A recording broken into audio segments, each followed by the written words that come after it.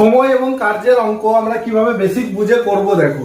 এখানে কি বলছে, এ এবং বি একটি কাজ 10 দিন আর 15 দিনে করতে পারে একা একা, যে বি একা ওই কাজটি 3 দিন করে চলে যাচ্ছে, তাহলে বাকি কাজটা এ কতদিনে শেষ করবে এই অঙ্কটি আমাদের দিয়েছে।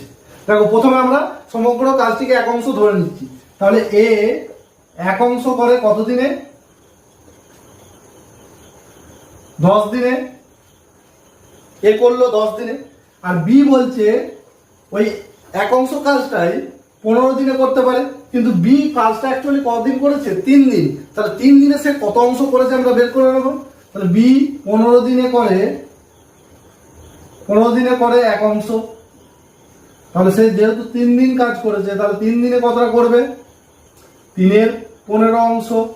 এটাকে যদি আমরা ক্যালকুলেশন করে নিই তাহলে কত হবে, 1/5 অংশ, অর্থাৎ 5 ভাগের 1 ভাগ কাজ সে করে দিয়ে গেছে। তাহলে বাকি রইলো কত ভাগ, 4 ভাগ, অর্থাৎ বাকি কাজ কত আমাদের, বাকি কাজ 4/5 অংশ। এই যে 5 ভাগে 4 ভাগ কাজ এখন বাকি আছে, এইটা এসে কে করবে, এ করবে। এ বাকি কাজটা করেছে যেহেতু, তাহলে এ এক অংশ করে 10 দিনে, তাহলে কতটা করতে হবে তাকে, 4/5 অংশ। তাহলে 4/5 অংশ করবে 10 × 4/5, অর্থাৎ 4 দুগুণে 8। 8 দিনে সে বাকি কাজটা কমপ্লিট করে দেবে, অর্থাৎ বি অপশন হবে আমাদের আনসার। বোঝা গেল? তাহলে তোমরা যদি ম্যাথটি বুঝে থাকো তাহলে এই ম্যাথটির আনসার কত হবে আমাকে কমেন্ট করে জানাও।